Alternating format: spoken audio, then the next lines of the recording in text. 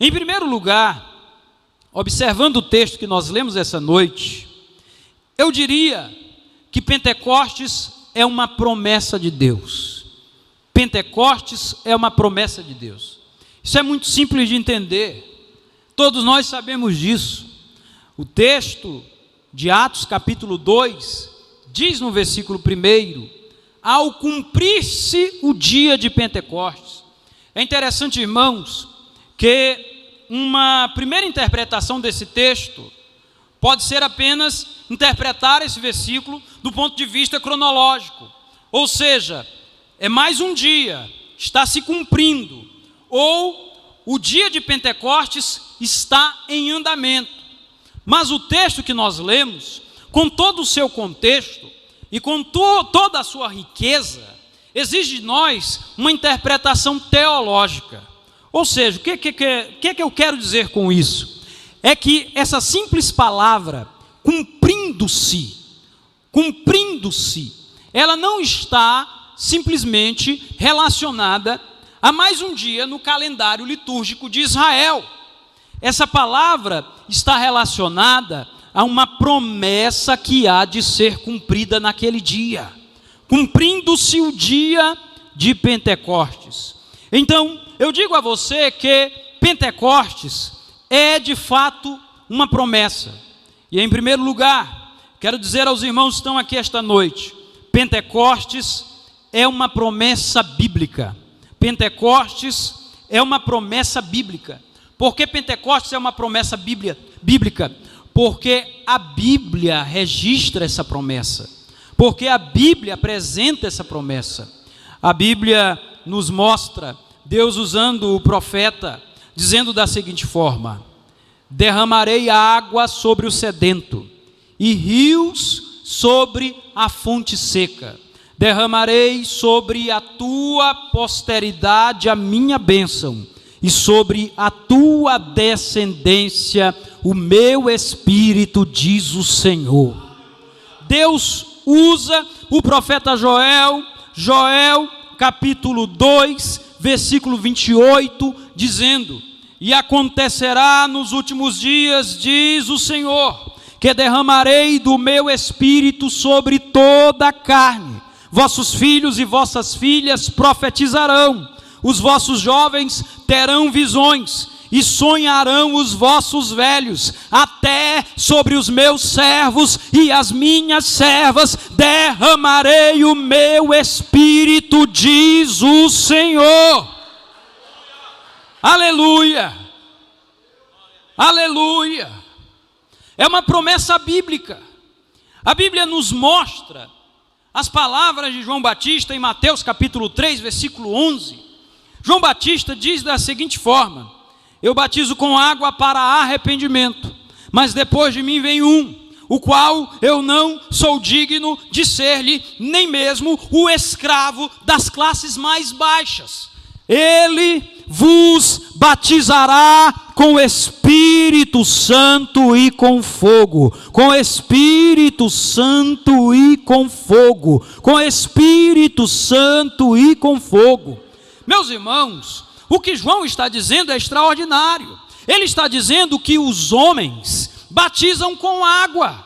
Homens têm apenas a prerrogativa de batizar com água. Ele está dizendo que o seu ministério é marcado pelo batismo com água, mas ele fala de um, o qual ele não é digno de carregar as sandálias. Os escravos das classes mais baixas carregavam as sandálias dos seus senhores. Então ele está dizendo: eu não sou digno de ser o menor dos escravos. O ministério dele é diferente do meu, porque o negócio dele é batizar com Espírito Santo e com fogo, com Espírito Santo e com fogo. E eu quero dizer algo à igreja que se reúne aqui esta noite: o batizador está neste lugar. O batizador, meus irmãos, eu estou com vontade de pregar hoje. Quem crê que o batizador está aqui neste lugar? Ele batiza com Espírito Santo e com fogo. Essa promessa é bíblica. Jesus reafirmou a promessa em Lucas, lá no capítulo 24, no versículo 49. Ele diz: ficai na cidade, ficai em Jerusalém, até que do alto sejais revestidos de poder. O próprio Senhor Jesus diz, está em Atos capítulo 1, no versículo 5, porque na verdade João batizou com água, mas vós sereis batizados com o Espírito Santo não muito depois desses dias. Os questionadores estavam lá, porque eles estão em todo lugar, e os questionadores são necessários, porque eles nos suscitam algumas respostas. Então, eles perguntam: Senhor, é nesse tempo que tu vais trazer de volta, vai devolver o reino a Israel? Olha, a expectativa deles era que Jesus, era que o derramamento do Espírito seria a glória do reino de Israel, como nos dias de Davi, nos dias de Salomão. Aí Jesus responde para eles dizendo: não vos compete saber acerca das datas ou das épocas que o Pai reservou pela sua exclusiva autoridade.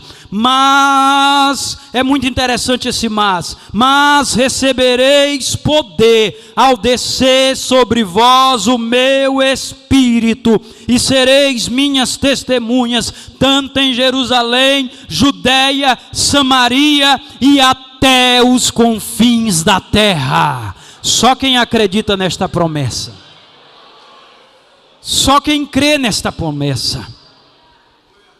Irmãos, os tempos passam, os tempos mudam, as pessoas mudam, nós mudamos.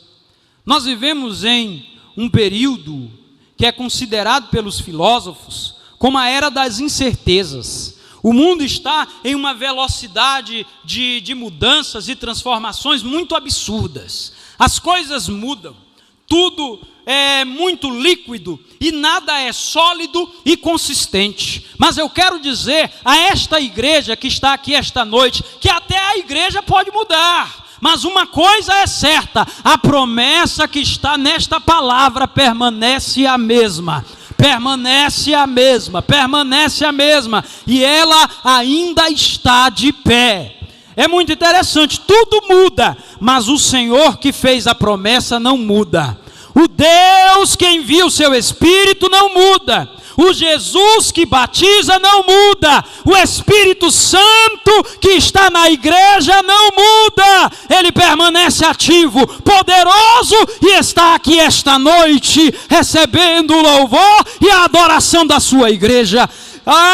Se houver um coração aberto para Ele, Ele vai revestir da sua graça e do seu poder. Eu quero abrir o meu coração para Ele.